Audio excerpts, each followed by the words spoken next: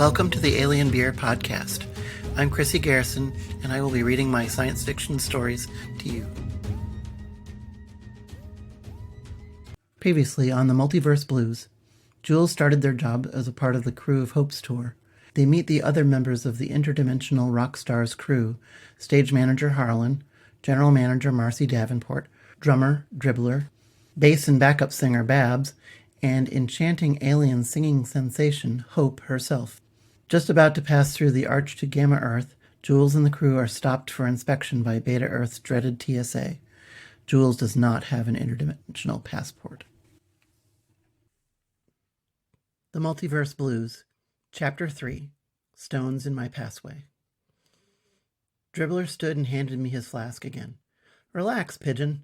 It'll be fine. Let old Dribbler handle things for you. Babs hid a smile behind her hand. Dribbler called to the ceiling. Zamboni, please fetch me some glow juice, okay? The buzzing electronic voice replied over the intercom. It will be done. I squinted at Dribbler. Zamboni? Dribbler shrugged. He makes things smoother. But who is... A panel opened from the front of the bus, and a science fiction horror crawled out. Okay, that's very human-centric of me, I know. But never having seen real live robotics more advanced than the Boston Dynamics robot dogs, Zamboni gave me the willies.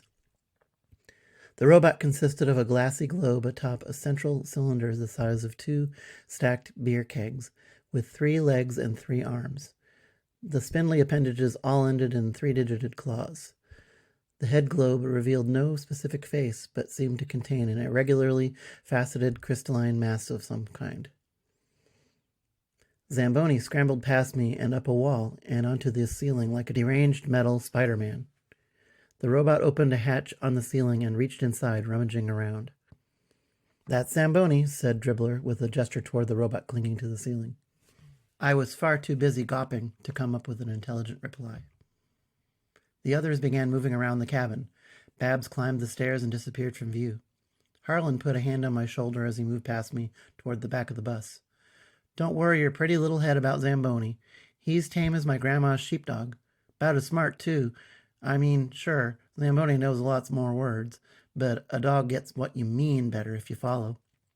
I nodded, watching Zamboni clamber back down to the floor. Dribbler fished a shot glass out of a panel above the seats and held it out. Zamboni unscrewed the thermos and poured an ounce of greenish-yellow liquid into it, then set about returning the thermos where it came from. Dribbler held the shot glass out to me. Drink up. I took the shot glass and examined it. Printed on the side was the likeness of an octogenarian Elvis head with the words, Graceland 2000. The liquid sat heavy in the shot glass, and it gave off the aroma of lemon-scented furniture polish. I peered at Dribbler over the rim. Yeah, is now really the time for a shot? Dribbler grinned. Trust me, this is your passport to Gamma Earth. It's slightly radioactive. Radioactive? Are you kidding? Marcy hustled past, carrying a stack of folders and loose papers. Oh, don't be such a big baby. Drink it if you want to come with us. Doubts rose like ghosts within me. Why? Is this some kind of hazing? Dribbler rolled his eyes. What do you know about Gamma Earth? I thought back to what I'd seen on the web and said, it's like here, except they had a war in the 60s. Cities got nuked. Took forever to work back up to where they were before the war. Dribbler nodded. And everyone from Gamma Earth has radioactive isotopes in their systems. Like me. You're from Gamma? Okay, but is this safe for Beta people like me? Dribbler frowned. Dude, I know we only just met, but give me a little credit. I'm not out to poison you. Give me a little leap of faith, and we'll get you through this, okay? Already far outside my comfort zone, I thought about why I should trust Dribbler, or anyone here. Meow. Jasmine the cat sat up and stared at me and jutted her chin like a person tossing back a shot. I guess the cat was as good a reason to trust these people as any. Jasmine's comfort spoke volumes about the relative kindness of Hope's crew. Okay, Jasmine, if you say so, I said. Then I tossed back the radioactive liquid. That it tasted like thick, flat Mountain Dew comforted me not at all. Hope descended the stairs, and she sang, Must we do this? Ms. Davenport took one of Hope's mittened hands into her own. I'm sorry to say we do. This place is almost as bad as Ox. And getting worse if you ask me, said Babs, following Hope. We all have our papers? Everyone nodded in turn. Then Ms. Davenport handed me a folder. Here are Zane's. I took the liberty of substituting a picture of you. I wasn't sure about some of the details, but this is enough just to get you through. You'll be fine, said Harlan. You keep saying that, but you don't know the TSA of my world like I do, I said, glancing at the papers inside. Zane Dawson? Am I supposed to be some kind of soap opera star? Dribbler snorted. Yeah. We don't have those back on Gamma, but we do have rock and roll, so that name will do. At a knock on the door, Ms. Davenport glanced at each one of us, then opened it outward. She stepped out and spluttered indignation on our behalf, but the uniformed TSA agents remained impassive, taking the stack of folders and papers from her. One by one, we filed out to be processed. Zamboni got a thorough going over, but was sent back before anyone else. Dribbler told me they considered him equipment, so there was less paperwork to do. A couple of agents followed Zamboni inside La Esperanza. I wondered if they'd harass poor Jasmine. Ms. Davenport walked through the millimeter-wave body scanner and answered some questions with undisguised irritation. She hovered about, fussing over each of the inspections once her own was completed. Babs charmed her way through hers, making risque jokes as they passed wands all around her body. Had it been me in her place, I'd have been upset about the extra attention the agents gave to researching her. Dribbler plunked his boots into a tray and gave a warning to the agents. They laughed and then shot him a dirty look as the boots passed by them. As he passed through the scanner, lights all around the machine flashed blue. I gathered this meant they picked up on his background radiation. After a thorough wanding and searching, they passed Dribbler through. Harlan breezed through without any trouble. My turn. My mouth dried out as I handed my papers to the agent. She looked from the papers to me and back. Zane Dawson, ain't I heard of you somewhere?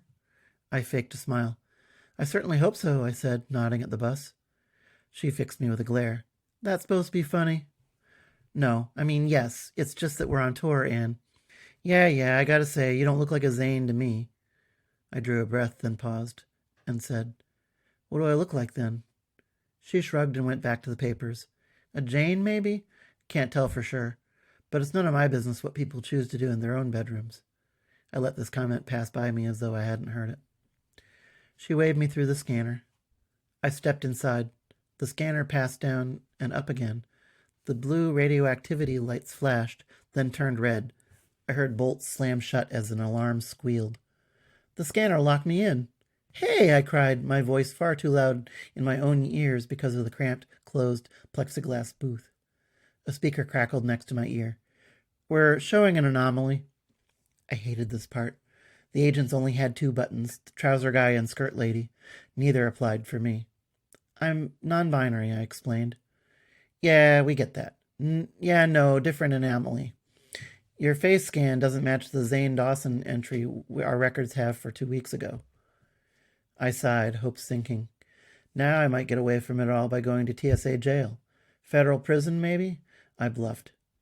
I was a bit hungover when I got here. Bags under my eyes, dehydrated. Maybe that's the difference? The agent who'd interrogated me shook her head. Nah, this is something else, Sunshine. Or should I say, Jules Martin? I slumped. It was over. Dribbler's plan had failed, and now my troubles multiplied far beyond just skipping my own wedding. A strange keening trilled outside, penetrating even the thick walls of the booth. It warbled and modulated into a sort of music. Alien music. I turned to peer back at Hope, whose mouth yawned open as she sang. Her eyes closed. She fluttered her hands as though she might float up into the air through the power of song alone. The TSA agents all turned and stared at her, eyes widening, mouths hanging open. Their faces softened into something I thought I'd never see. The TSA agents smiled. A timeless moment elapsed as she sang, and then she shut her mouth and let her arms hang down at her sides. Her eyes opened and fixed upon me. She winked. The bolts shot back, and the booth opened to let me out. The fresh air of the arch station flooded in, and I stepped out and retrieved my sneakers and cell phone. I eyed my agent, and she shrugged. You know what happens. The machine had you mistaken for someone else. But you're radioactive like anyone from Gamma, so Jules is just your local twin here. You're free to go, Zane Dawson. I just carried my shoes as I walked away, not wanting to be there any longer than I had to be. Funny thing, Zane, she called after me. You're the second twin in our system this week. System says another one of you arrived just last Wednesday. I let out a nervous laugh. If you see me again, say hi for me, will you? Will do. I watched them wave Hope through without even scanning her, since their equipment had no way to deal with her physiology. And I think because she charmed them with her singing. Once we'd all passed inspection, we got back into the bus and took our seats. That was closer than I'd have liked, I said to Dribbler. I thought I was done there for a horrible moment. Dribbler shrugged. It is what it is, dude. Now we're on our way through the arch. First time for you, right? I nodded. He grinned. Why don't you slide on up front with Zamboni and watch the show? The others nodded in agreement. I think it's damn disturbing, said Harlan, but worth seeing at least once. I made my way up to the front and let myself into the driver's compartment. Zamboni perched on a bucket seat in front of the steering wheel, using all 3 arms and one of his legs to work controls. Hi, I stammered. I'm Jules. The robot made no sign he heard me. Hello, Zamboni. Greetings, he said. I attempted to make conversation. What are you doing, Zamboni? I am driving. I am sealing internal systems for traversal. I am speaking to Jules Martin. Please sit. I sat in the other bucket seat and swiveled to look forward. The arch stood before us. A 2-story semicircle, its perfect mirror surface reflected the front of La Esperanza back at us. For all the world, we seemed to be in the middle of a low-speed game of chicken with ourselves. Everything I'd read about passing through an arch to another universe had mentioned the chance for motion sickness and that it could have psychedelic effects on people. Seemed all reports said that there's nothing you can do to prepare for the experience. I'd also heard that time didn't work right between one arch and another.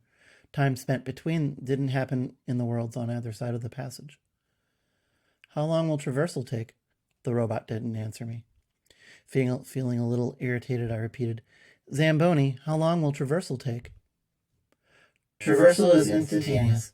Passengers will experience approximately 67 minutes elapsed time between arches. Before I could ask any more nervous questions, the bus seemed to smoosh into its reflection. I can't recall what happened when my face pushed through my own reflection because I passed out at that point. I sat at a table with a checkered tablecloth. Sitting in front of me on a plate was a stack of blue pancakes. The stack stretched upwards into the starry sky, thinning to a line, then a thread, then beyond my ability to see. Each pancake looked like a flattened earth. Zamboni danced around the table. The robot poured glowing green and yellow syrup from a thermos down the side of the pancakes. Babs lay across the table, her head propped up by one hand. She wore Jasmine's facing instead of her own. She licked her nose and laughed at me. Sam and Patrick stuck their heads out from inside of the stack of pancakes. Sam burst into tears and threw her bouquet at me, and I had to duck out of the way. Patrick gave me a thumbs up, but then he too burst into tears. Curtains pulled aside, and Hope and Dribbler began to play Come On Into My Kitchen, and the pancakes fell into a pile. They spilled off the table. Sam and Patrick lost among the myriad earth cakes and sticky syrup. The floor began to fill up with the earths, and I had to swim my way to stay on top of them, my arms and legs slowed by the sticky radioactive syrup. At one point, I was dragged under by unseen hands, but I kicked my way to the top again, only to find myself face to face with another me. We both gasped, then their eyes narrowed, and they put their hands on top of my head and shoved me back under the deepening pile of pancakes. I fought for breath and breathed in syrup and crumbs. I coughed and fought and lost all sense of direction. I screamed. My eyes flew open, and I found myself laid out on one of the long couches of the main cabin of La Esperanza. Ms. Davenport leaned over me. Welcome back. Have any interesting dreams, hon? I nodded. I'd rather not talk about it. She smiled and patted my cheek. I don't blame you. I only did that one time myself. Still messes with me, even back here. I sat up in my seat, head swimming a little. What did that TSA agent mean when she said someone with my face had been through here last week? Harlan answered, I reckon one of your alts passed by, into your world from Gamma. So there's another one of me floating around my world? Ms. Davenport and Harlan nodded. Does that happen often, running into yourself? Harlan shrugged. Never have run into another one of me, but I know Dribbler has. Dribbler groaned. Yeah, I don't recommend it. Why not? I asked. Well, you know how most people don't like hearing their own voice on a recording? Yeah. Well, it's like that, but 100 times worse. When you see them do every creepy little thing you didn't know you do. Not sure it makes sense, but it just feels wrong. Even worse when they do something you wouldn't do, kind of like expecting another step downstairs when you're already at the bottom. I didn't really follow what he was saying, but I had another question. So, what would my twin be doing in beta then? He shrugged. Maybe looking for you. Maybe looking for the beta version of someone else in their world. Maybe just getting away from it all, like you? I pictured this other Jules running into Sam and Patrick, maybe posing as me. A heavy feeling weighed in on my gut. Well, I guess I hope they have better luck with my life than I did.